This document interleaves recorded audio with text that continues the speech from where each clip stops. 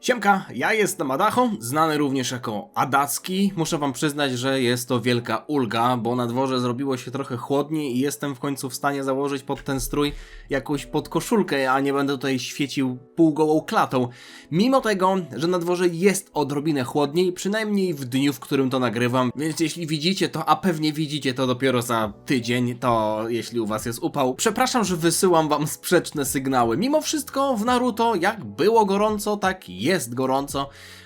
Nawet się zastanawiałem, czy tych odcinków, o których dzisiaj będziemy mówić, nie podzielić na jeszcze 2 kolejne filmy, bo mimo tego, że to nie było długie, to jest sporo tematów do rozmowy, bo były one bardzo intensywne, mianowicie Kroniki Jirai, tak widziałem, że taka nazwa gdzieś tam funkcjonuje w internecie. Generalnie chodzi o tę historię Jirai i jego walkę z Painem.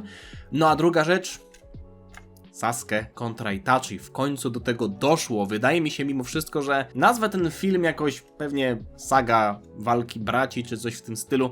Natomiast dużo się działo i przy okazji, jeśli nie widzieliście jeszcze czegoś, co się na moim kanale pojawia praktycznie wcale, ale raz na jakiś czas zdarzy mi się wrzucić shortsa. Jeśli nie widzieliście shortsa, dostałem w prezencie od mojego widza Rafała taką maskę.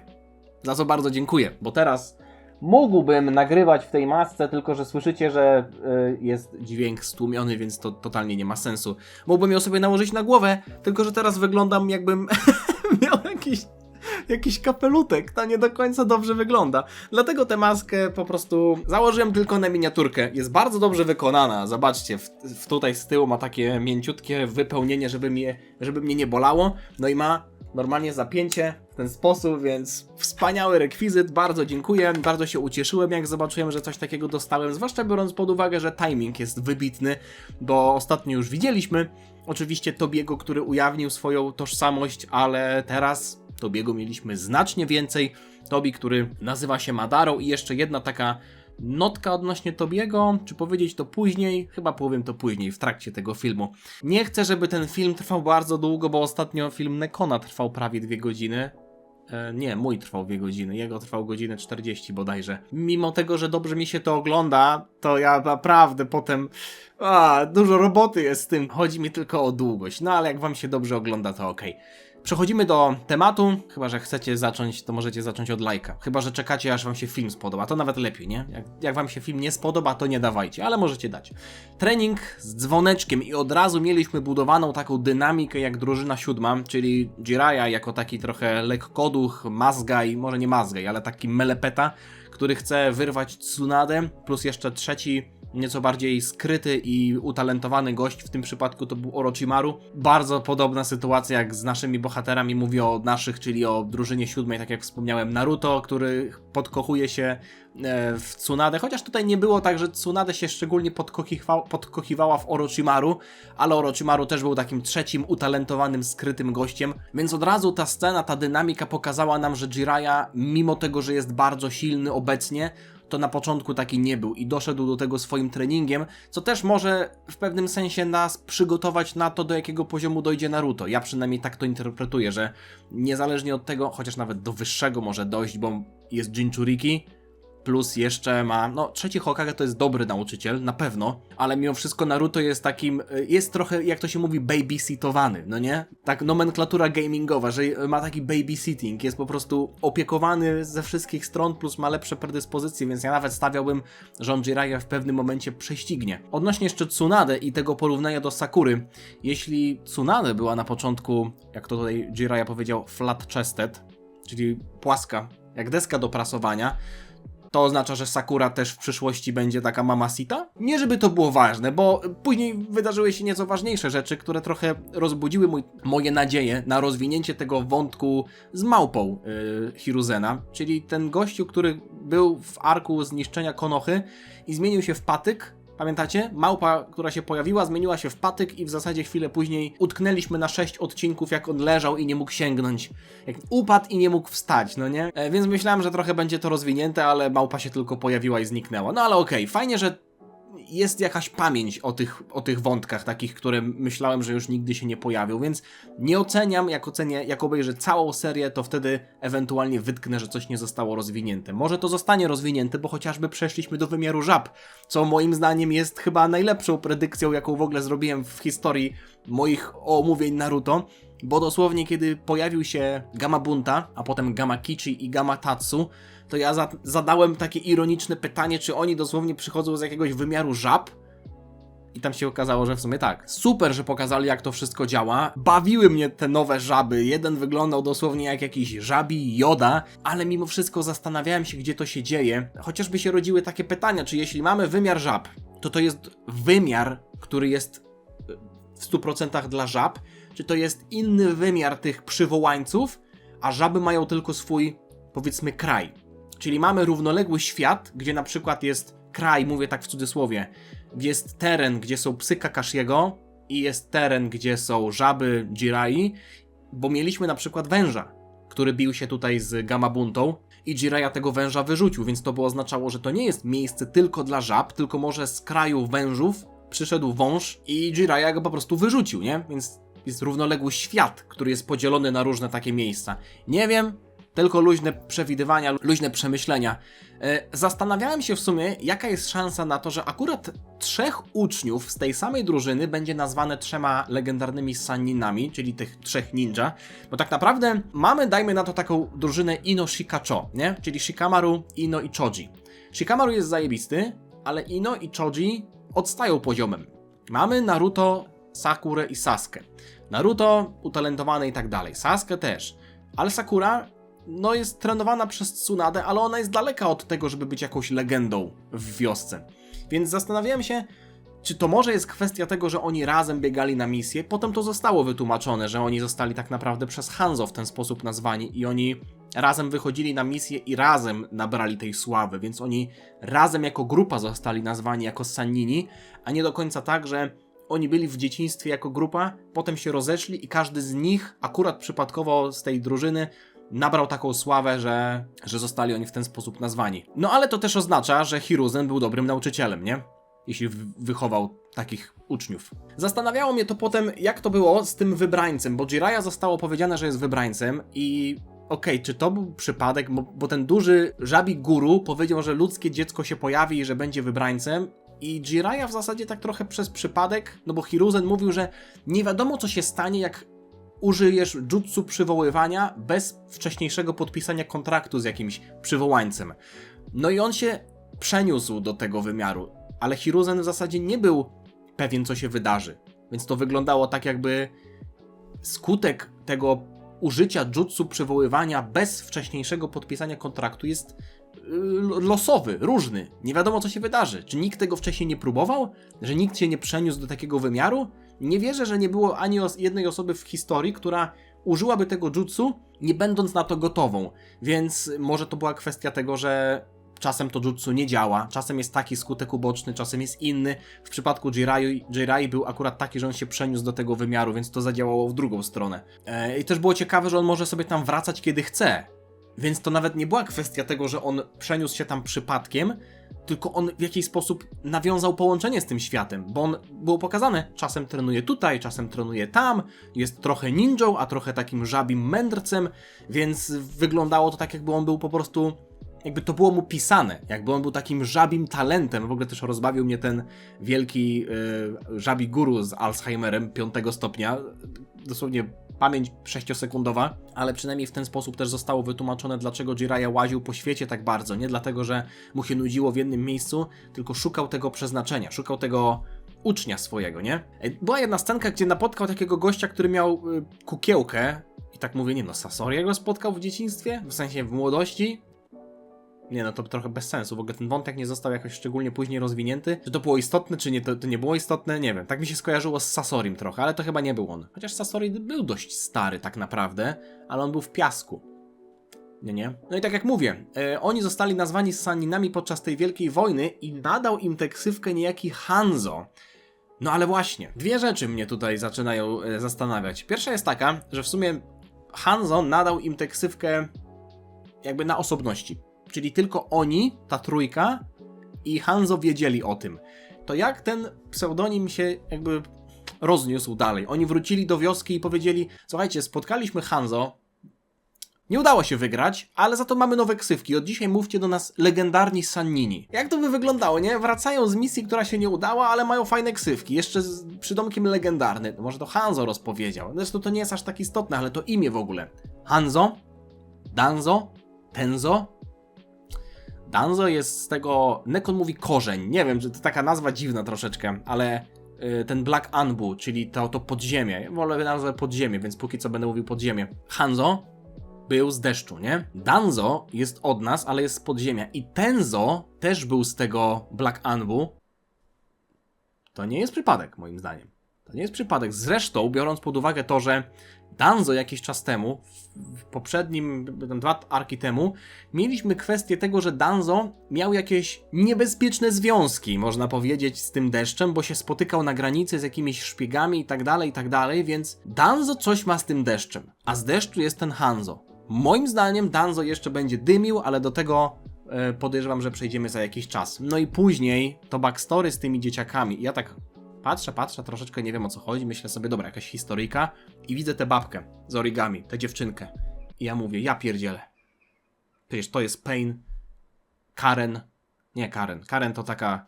Karen z Walmarta, więc ja mówię, ja pierdzielę i już wiem o co chodzi, niebieskowłosa to jest ta z Akatsuki Karin, rudowłosy to jest Pain, a trzeciowłosy, ten taki skromny to, wiecie co, wtedy myślałem, że to może jest Zetsu, bo o Zetsu jeszcze nic nie było. Zetsu też jest jakiś dziwny, podzielony, myślałem, że może to też jest jakiś taki bliższy kolega, który też trafił do Akatsuki.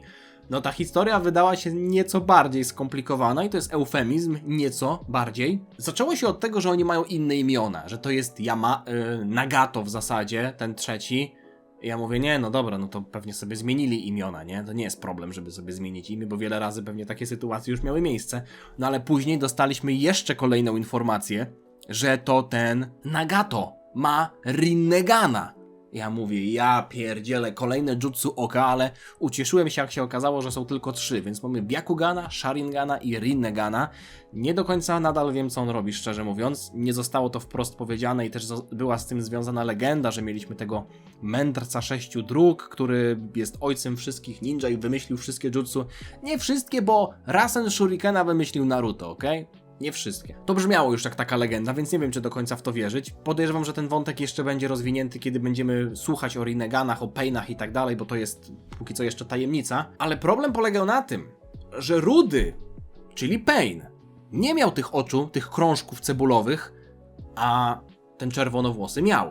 Więc coś tutaj się zadziało. Wymienili się oczami, zabrał mu oczy, ukradł mu oczy. Jiraiya w ogóle kojarzył te oczy, więc ja na początku myślałem, że to może być jakaś rasa, no nie? Tak jak na przykład... No nie wiem, czy mogę to porównać do Kersmarka, bo Jugo ma tego Kersmarka i w zasadzie też nie wiadomo póki co skąd się wziął ten Kersmark, ale no jeśli mamy klan Uchiha, który miał Sharingana, mamy klan Hyuga, z tego co pamiętam, który ma Byakugana, no to tutaj też musiał być jakiś klan. No i zostało powiedziane, że Rinnegan jest najlepszym jutsu oka, co trudno mi w to uwierzyć, biorąc pod uwagę, że Sharingan kolejny raz w tym arku, kolejny raz w sensie w kolejnym arku jest tak mocno rozwijany, chociaż ma swoje minusy.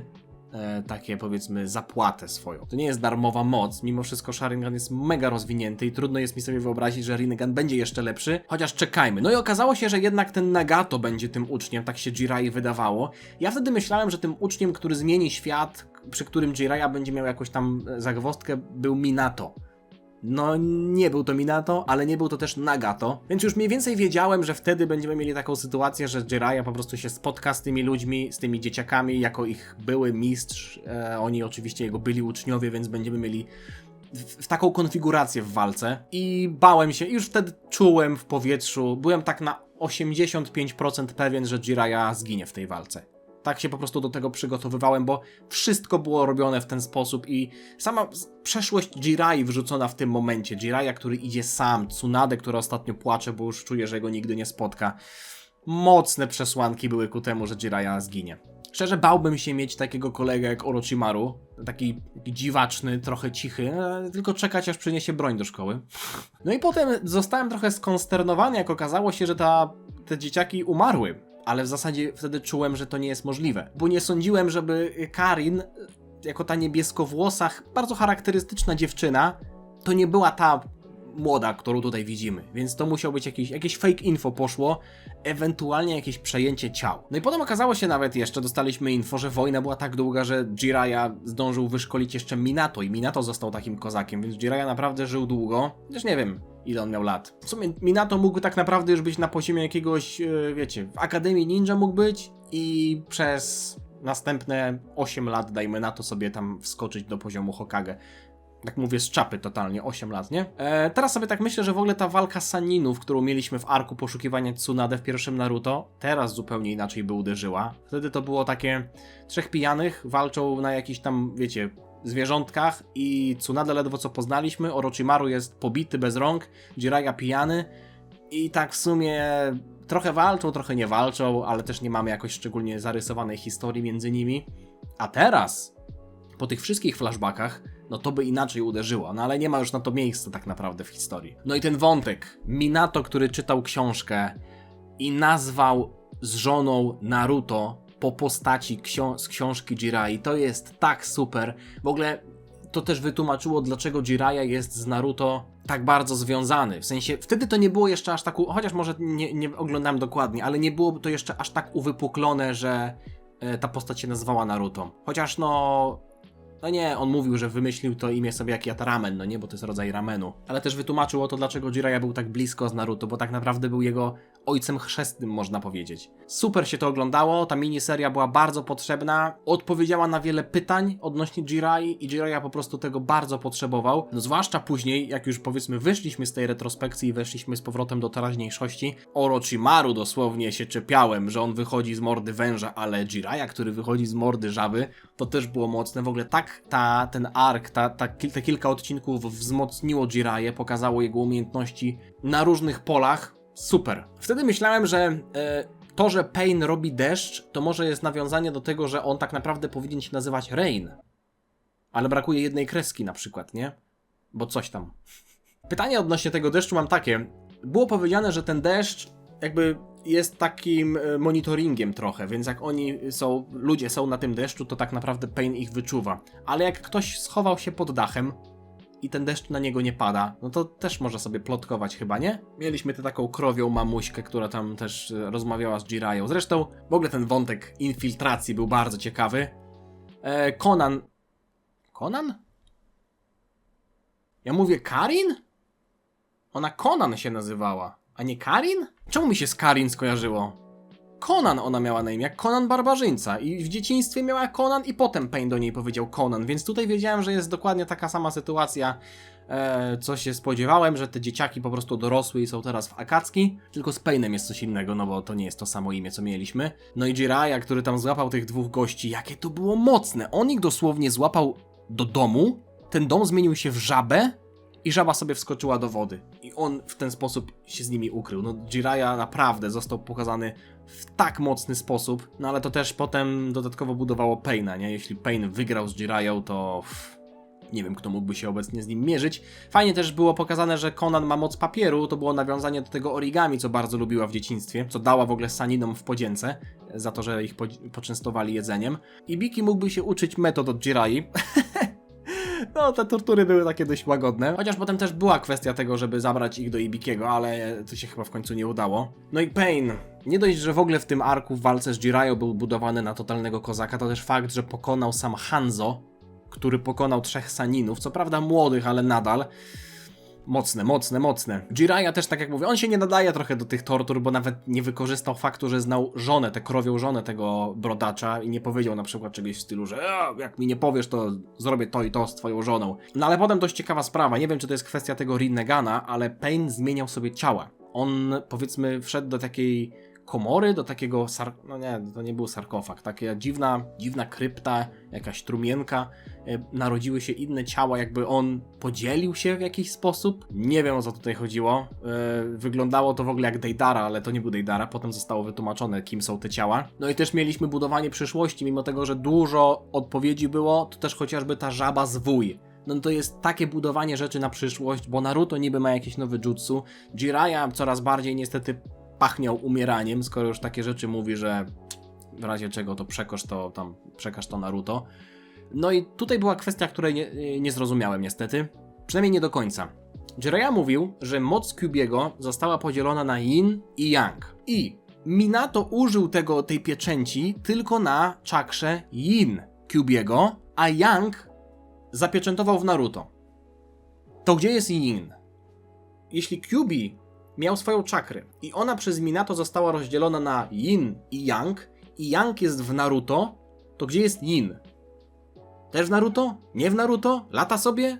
Zapieczętowane w wymiarze żab? No i była kwestia tego, że ta żaba z wuj będzie w stanie coś tam chyba poluzować te zwieracze Naruto, że więcej mu tam wyleci w tej czakry w razie czego. Okej, dobra, to tam zostawiam na przyszłość. No i co tam było budowanego napięcia z tym Madarą? Ja pierniczę. Madara Uchiha, założyciel klanu Uchiha, miałby przywołać manualnie Kyuubiego w swojej własnej wiosce i ten Madara stojący, w zasadzie siedzący na tym swoim pomniku w tej dolinie. Jasny gwint, no to naprawdę już było tak ciekawe. Ja słyszałem takie memy, to już wam kiedyś mówiłem, że nie ma dowodów na to, że Danzo wiedział o masakrze klanu Uchiha, więc wiedziałem, że ta masakra też jakoś może być związana z Danzo i myślałem sobie, że może tak. Madara jako przedstawiciel klanu Uchiha z jakiegoś powodu zniszczył Konohę, bo na przykład właśnie, nie wiem, nie zgadzał się z prezydentem, z Hokage się nie zgadzał. Więc Danzo, żeby zemścić się, żeby zapłacili za to, że zniszczyli Konohę, zlecił tę masakrę klanu Uchiha. Nie do końca tak było, to była moja ówczesna teoria, ale teraz to też miało sens, że Kyuubi wspominał o Madarze, bo Madara był w stanie go kontrolować właśnie tym swoim Mangekyo Sharinganem. Ja w ogóle nie wiedziałem, że te dwa posągi w tej dolinie to jest Madara i pierwszy Hokage. Na początku myślałem, że pierwszy i drugi Hokage, ale okej. Fajnie, że się dowiedzieliśmy tego po takim czasie. Myślałem, że Jiraiya w ogóle jak wyszedł w ciele tego męża, tej krówkowej żony, to teraz wykorzysta fakt, że jest w ciele męża i może poleci tam z krówką do stodoły, ale się okazało, że jednak nie. No i przejrzeli go od samego początku. Ja myślałem, że on troszeczkę tam poinfiltruje, a oni od razu dowiedzieli się, że to jest Jiraiya. No i walka się zaczęła i okazało się, że Pain to jest jednak Nagato. To dlaczego jest rudy? Wtedy zacząłem się zastanawiać. Szczerze, nadal nie wiem, o co tam w tym wszystkim chodzi. Odnośnie jego ksywki, to tam zaczął mówić, że dojrzał tak naprawdę przez ból, więc dał sobie ksywkę ból. No rozumiem jego rozkminkę. Gość po prostu chciał trochę projektować swoją traumę na cały świat. To nie jest wyjście. Plus też wydawało mu się, że jest Bogiem, ale mimo wszystko doceniam jego determinację. Nadal mnie zastanawiało i nadal mnie zastanawia, kim tak naprawdę jest Pain, na czym polega to, że mieliśmy tych dwóch chłopaków, jeden jest rudy, drugi ma tego Rinegana. Jiraiya do samego końca zastanawiał się, o co tutaj chodzi, o co chodzi z tymi ciałami przejętymi, na czym polega Rinnegan, też nie do końca wiem. Przynajmniej dowiedzieliśmy się, po co Akatsuki są te bestie ogoniaste, żeby zrobić w sumie takiego nuka, zajebiście dużą bombę, która będzie straszyć innych i Pain się nazywa Bogiem Pokoju. Okej. Ale bałem się tej walki, bardzo się bałem tej walki, mimo tego, że mieliśmy tę nową żabę i to było świetne, animacja w niektórych momentach była rewelacyjna. Przez parę minut naprawdę kolejnego odcinka mieliśmy świetną animację i ten styl walki z przywołańcem zawsze wydawał mi się taki niewygodny. Zwłaszcza na początku serii, jak Naruto stał na tym gamabuncie i nie mógł się utrzymać, bo tam mieliśmy test, że jak się utrzyma na tym gamabuncie, to będzie mógł tam wydawać mu polecenia. A tutaj mamy Jiraiya, który pokazuje, że naprawdę można kozaczyć walcząc w ten sposób. Jiraiya cały czas przygotowywał to jutsu, no i kurde biedny Gamaken został tam potem pogryziony przez te psy. Myślałem, że w ogóle zginął. Nie zginął, to też było dziwne, bo mieliśmy pokazane, jak on jest pogryziony, a chwilę później walczy dalej już nie pogryziony, więc trochę nie rozkminiłem tego. Ale mieliśmy jeszcze ten opening, ja go nie obejrzałem wtedy w całości, dopiero po końcu arku go obejrzałem, gdzie jest Jiraiya w czerni i bieli. Chyba to jest taka tajemnica Poliszynela, nie? Niby to jest tajemnica, ale wszyscy wiedzą, o co chodzi, wszyscy wiedzą, że on umrze zaraz, więc przygotowywałem się na to, ale miałem jakieś takie drobne nadzieje i też momenty, gdzie myślałem, że może jednak nie, może jednak przeżyje. Zwierzaki Paina miały Rinegana w oczach, więc nie wiem, może on jakoś kontrolował, może w ten sposób też kontrolował tamte dodatkowe ciała, chociaż on w tych ciałach będąc też się zachowywał jak on, a nie, że był główny Pain i jakieś tam miniony jego, tylko było 6 Painów. No ale później, Jiraiya, ja pierniczę, jak on włączył tego Sage Moda w końcu, ten tryb mędrca, jeśli tak mogę to przetłumaczyć. Z jednej strony mega mi się to podobało, bo pokazało w końcu jakąś taką ukrytą, prawdziwą, pełną moc Jirai, ale z drugiej strony to też znowu zaczęło śmierdzić tym, że no wiadomo, że on musi pokazać tę swoją pełną moc przed tym, jak go uklepią, żeby nie było tak, że on ginie, nie pokazawszy wcześniej prawdziwej mocy. Na początku nie skminiłem, kim są te żabki, ale to były te żabki, które siedziały przy Starym Guru. No i kurde, to już była różnica w mocy, bo oni w 2 sekundy znaleźli Paina i zabiły tego kameleona. I w zasadzie się zacząłem zastanawiać, fajne były te kombinacje powietrza, oleju i ognia, ale jeśli mamy ogień i mamy powietrze, wiatr, to jest normalne te natury czakry. To czym jest olej? Jiraiya już wiele razy pluł tym olejem i to jest może nie kwestia natury czakry, tylko tego, że on wychowywał się z tymi żabami, że to jest jakaś technika żabia, zwłaszcza, że przed tym atakiem on powiedział Sage Art, nie jakieś tam Wind Style, Fire Style, bo często jest tak, że jak puszczają na przykład ogień, to mówią ognisty styl. Futon Rasengan przecież jest, nie? Wind Style Rasengan, Naruto tak mówił. A tutaj mamy Sage Art, czyli może właśnie żaby, błoto, bo żaby są w błocie często. No i kurde, bardzo mi się podobało to, jakie umiejętności pokazuje Jiraiya. Mówię to po raz kolejny, ale tego mi było brak do tej pory. Bardzo mi imponował, mimo tego, że Pain praktycznie wszystko blokował. No i później mieliśmy scenę, że Jiraiya wyparował w powietrzu, ale tak naprawdę Pain zauważył, że on jest w rurach, więc rozumiem, że to była jakaś taka teleportacja parę metrów dalej, a nie do końca zniknięcie i jakby ucieczka. Mieliśmy to, że ich jest 3, pokrywają sobie martwe punkty, ale nadal nie tłumaczyło to działania Rinnegana, bo to mogłyby robić zwykłe klony, nie? Dzielimy się na klony, każdy widzi co innego i współdzielą te informacje, na przykład po zniknięciu, a tutaj bez znikania, ale to nadal nie tłumaczyło mi, jak działa Rinnegan. Nie było tego, może to jestem głupi, może to powinno być dla mnie na takim złotym talerzu podane, ale nie było wprost powiedziane, zwłaszcza, że z tym Painem było tyle zawirowań, różne ciała, rude włosy, jakieś klony, przejmowanie jakichś starych ciał, Rinnegan tu, Rinnegan tam, te zwierzęta, które on tworzył, więc nie wiem, o co tu chodzi z tym Rinneganem. Czy on jest odpowiedzialny za wszystko, czy za nic? Pewnie to jeszcze będzie, więc się dowiem. I powiem wam wtedy, to był taki moment, że myślę sobie, kurde, może on go pokona, może Jiraiya pokona Paina, no bo przecież to jest jego personalna walka. Sasoriego, mówię tutaj o postaciach z Akatsuki, Sasoriego pokonała Sakura z Chiyo. Chiyo była z nim związana, Sakura średnio. Deidare pokonał finalnie Sasuke, w pierwszym tym arku tam Kakashi oczywiście go zranił, ale Sasuke pokonał Deidare. Nie byli ze sobą związani jakkolwiek, nie? Chociaż Deidara miał problemy z Itachim, też z Uchihami, więc Sasuke powiedzmy, że okej, troszeczkę byli związani. Hidana pokonał Shikamaru pomyślunkiem, ale nie było tam między nimi.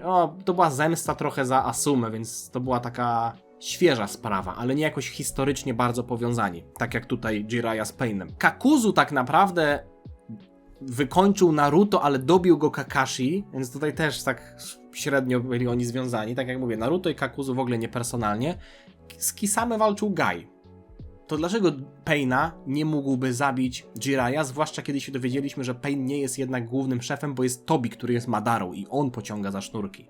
Nadal mimo wszystko myślałem, że to mogą być jakieś klony i kurde myślałem, że on wygrał. Że wygrał tym genjutsu żabim, ale chwilę później było takie napięcie, że myślę sobie, nie, zaraz coś pierdolnie. No i oczywiście się okazało, że wszyscy żyją. Myślałem, że może mógł łeb odciąć, że to wtedy by jakoś pomogło, a on tylko wbił ich tak nie wiem. Jiraiya trochę miękki był, nie? Przy tym wszystkim. Nie upewnił się za bardzo. Nie dość, że 3 przeżyło, to jeszcze 3 kolejnych się pojawiło, w sumie było 6. No i to jest właśnie kwestia tego, że to nie były takie miniony Paina, tylko raczej jakieś rozdzielenie jaźni być może, bo te klony też mówiły Jiraiya Sensei. Czyli to był gość, który kiedyś był uczniem Jirai, a nie jakiś tam klon, który został stworzony sztucznie. No i potem się okazało, że jednak to jest Yahiko, czyli ten oryginalny Rudy, no bo Nagato nie przefarbowałby się na Rudo pewnie. Kto normalny przefarbowałby się na Rudo? Żartuję, tylko ukradł Rinnegana koledze, ale Pain mówił, że jesteś jego byłym nauczycielem. Że Yahiko, był ktoś taki, jesteś jego byłym nauczycielem. Nie, że moim, tylko jego, Yahiko. W sensie jakby się trochę dystansował od tego, co kiedyś było, ale z drugiej strony mówił, że jedyne co zostało to Pain. Czyli byłem kiedyś Yahiko, ale to dziecko już zniknęło, jedyne co zostało to ból we mnie. Pain, no nie? Więc okej, Yahiko to byłem kiedyś ja, ale już nim nie jestem. Dlatego mówię o nim jako o trzeciej osobie. Ale mimo wszystko trochę edgelordy były, nie? Stoją i tam my jesteśmy Pain. Okej. I chwilę później, no wiecie, no Jiraiya bez ręki, ja już wiedziałem, że on nie wygra, tylko się przygotowywałem mentalnie na koniec, ale później, jak się okazało, że jeden z nich właśnie ma tę bliznę, którą miał ten jakiś random, którego dawno temu Jiraiya zranił. Ja mówię, ja pierdzielę, kim kurwa jest ten Pain? I wtedy już się zacząłem naprawdę zastanawiać i do dzisiaj nie wiem, o co tu chodzi. Mamy dwóch Yahiko, Nagato, tych gości. Niby ludzi, niby mają Rinegana, jest ich wielu. Zajebista zagadka. Wiadomo, to jakoś Pain musiał ich przejąć, bo mieli takie same fryzury, ale może się w nich wgrał, a może jest tak, że te gwoździe, które oni mają, taka akupunktura, wpływa na ich wygląd, albo wpływa na ich zachowanie, albo na jedno i drugie. W Hunterze była taka sytuacja, że brat Illumi, brat Killui, powbijał sobie te takie akupunktury, takie igły i zmienił swój wygląd w ten sposób, więc być może te igły też mają tutaj coś do rzeczy. No ale okej, do rzeczy to ja przejdę teraz, bo mieliśmy moment bardzo wzruszający. Tak, wzruszyłem się, pociekło. Powiem wam, kurde, no z jednej strony bolało to bardzo, ale z drugiej strony te wspominki, jak potem znowu widzieliśmy Jiraiya, który pisze tę książkę i Minato ją czyta i mówi, że ta opowieść jest wspaniała i że chciałby nazwać syna tak samo jak bohater się z tej książki nazywał. I mamy tego Naruto i Jiraiya siłą woli wstaje i jeszcze czakrą na plecach tego żabiego Jody pisze jakiś numer telefonu na infolinię. Sorry, numer telefonu to nie był, ale jakieś liczby. Nie wiem, 931, nie jestem w stanie tego rozszyfrować. Gdyby to było jakoś inaczej napisane, to może bym się pokusił, ale trudno jest mi powiedzieć, co to jest, bo nie wiem, w jaki sposób jest to zakodowane. Ja zazwyczaj lubię takie liczby. I gdyby to było w Dragon Ballu, to bym postarał się to rozszyfrować, ale w Naruto nie podejmuje się tego. No i kurde, ta końcówka, jak on spada do wody i jeszcze sobie myśli w głowie, nie? Że ja pierdzielę, całe życie porażek, ale jeszcze nazwę sequel opowieści Naruto Uzumakiego. I Naruto widzimy, jak biegnie przez las i Jiraiya mu kładzie te... Wzruszam się, jak to mówię. Naprawdę, zajebisty moment i myślę, że z jednej strony, kurde, szkoda. Mega szkoda tego. Trochę się... Nie chcę powiedzieć, że się nie spodziewałem, bo nadal Jiraiya nie było aż tak bardzo dużo. To nie jest tak jakby Roshi, chociaż może trochę jest jakby Roshi zginął. Ale dla mnie może to jest kwestia tego, że Jiraiya nie znam od tylu miesięcy. Bo Naruto oglądam tak na bieżąco. Może jak ktoś oglądał na bieżąco, czy czytał, to miał tak, że Jiraiya znam od tylu lat i on teraz umiera.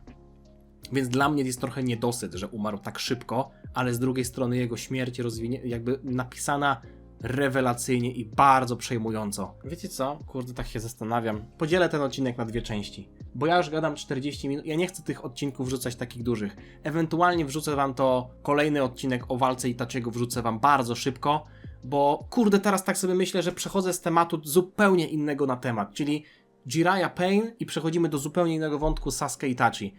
Podjąłem teraz decyzję. I poza tym nie chcę, żeby film Nekona kurwa trwał 2 godziny, potem mój film będzie trwał 2,5 godziny. Więc tak zrobimy. To będzie pierwsza część, nie będę wam kazał czekać jakoś szczególnie bardzo długo, ale rozdzielę to na 2 części, bo uważam, że to będzie mimo wszystko dobre. Kurde, tych odcinków było tak mało, ale tak dużo się działo, więc nie złoście się, naprawdę, bo kurde... Będzie lepiej w ten sposób. Chcę się też skupić bardziej szczegółowo na wydarzeniach, które miały miejsce, a nie teraz na szybko opowiadać o tym Itachim i Sasuke, żeby to trwało ponad godzinę. Zostawcie lajka, zostawcie suba, niedługo druga część tego odcinka. Dziwnie się czuję, dzieląc to na 2 części, bo nigdy do tej pory tak nie robiłem, ale mega dużo się działo. Te odcinki były napakowane informacjami i contentem, dlatego tak zrobimy. Trzymajcie się, na razie, cześć. Dziana. Do zobaczenia niedługo. W zasadzie ja wrzucam filmy codziennie, dobra? Wrzucam filmy codziennie. To nie jest tak, że musicie czekać akurat na Naruto.